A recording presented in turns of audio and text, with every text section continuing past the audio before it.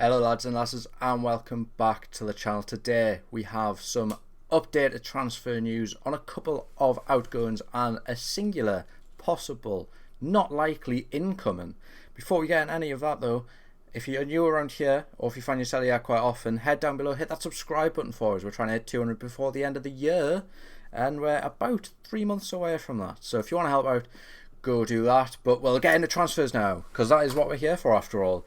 First one being Isaac Hayden was bound to be a Luton player, but then just isn't now, so that's great. It not due to medical reasons though, which is good to hear. It means we can still ship him out before the deadline tomorrow. Great news. It would have been nice to get him out to Luton. We do need that wage bill cleared up a little bit for certain players. But you know, what can you do? Not a lot, clearly. I'm sure he'll be out soon, clearing up that wage budget. As I say, speaking of the wage bill, Jeff Hendricks might actually finally be on his way out, which is a bigger relief than Isaac Hayden. Jeff Hendricks has suitors of Leeds, Sheffield United, and West Brom, so Championship teams coming in for him. Hopefully, he gets out. We need that money cleared up a little bit. We need that financial situation cleared up a little bit better. Hopefully we can do that. Jeff Hendrick is a big problem in that. So hopefully get some of this money cleared up. And it'll either mean we are ready for January if we do need to make a signing, which I think we will have to at some point. I don't think there's any way we escape not making a signing in January. Think it'll be a centre back that comes in, possibly a winger. I think we're done for this transfer window now. I don't think we're doing any business tomorrow apart from potential outgoings. So hopefully we see some of them tomorrow.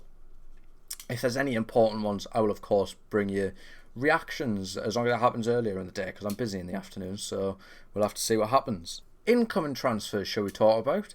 Emile Smith-Rowe has been inquired about by Newcastle. Which is interesting. I don't think he's a player we actually need. He plays predominantly as an attacking midfielder. Not that we have to worry about bringing him in.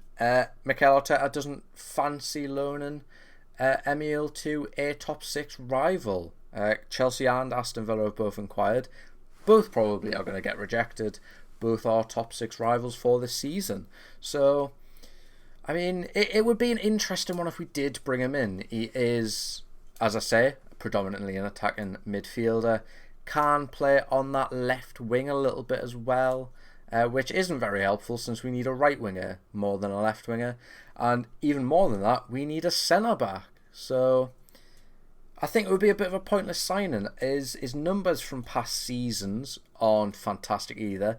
In 67 Premier League games for Arsenal, he's got 12 goals and only 8 assists, so not fantastic. Granted, not a lot of game time. Like Elliot Anderson, he's only making small appearances from the bench, but if we're bringing in a player on loan, you would look to be starting him, and you would look for that player to be able to assist well, be able to get a few goals. It doesn't have to be a lot of goals for a midfielder, but assists I would hope a lot more of. And he just doesn't have a lot of assists. He's 23, so Elliot Anderson's younger and plays that role a bit better, I think. And Joe Linton, on older, obviously, plays that role fantastically forward. We also have Joe Willock, who plays that role. So we've got 3 midfielders already playing that role. And I don't see we're bringing him in to play on the wing. That doesn't quite make any sense, personally. So a bit of a wasted signing, that would be, in my opinion.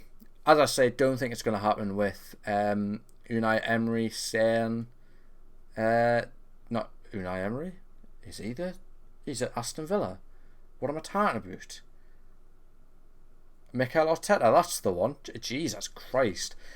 With Mikel Arteta saying he's not being looked at a top 6 rival, and we are now considered that. So I don't think it's going to happen, and I think we'll have to wait until January to make any other signings, unless we make any deals from Friday until the opening of the next transfer window. that we can get excited for. Probably not though. Wouldn't be surprised if we didn't. But yeah, that is that. So tomorrow is Thursday. I will try and bring you a video tomorrow. We have the Champions League draw tomorrow. We have the Carabao Cup draw tonight actually. I will try and watch that. We'll see how we get. My eye is incredibly itchy for some reason. I need to wear my glasses, I think. But we have the Champions League draw tomorrow, which is something to look forward to. I'll bring you my reaction and then predictions. I personally would like a giant like Real Madrid and then two teams like Shakhtar Donetsk and Red Star Belgrade, something of those caliber teams, so you can get through and play another big opponent in the knockout rounds. I think that would be good. Be good for the money. That's what we got to think about. It'll bring money in, more money in if we get through. So, as much as I'd love to see the likes of AC Milan, Real Madrid, and Barcelona, obviously that can't happen because Real Madrid and Barcelona are both from Spain. But the big teams, you get what I mean. I would prefer to get through into the knockout stage.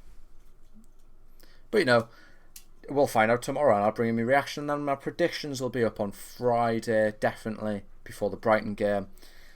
A lot to think about on those. A lot of moving parts now with Botman being out for this game and possibly even the Brentford game.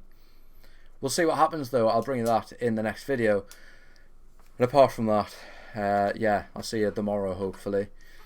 In a bit, pal.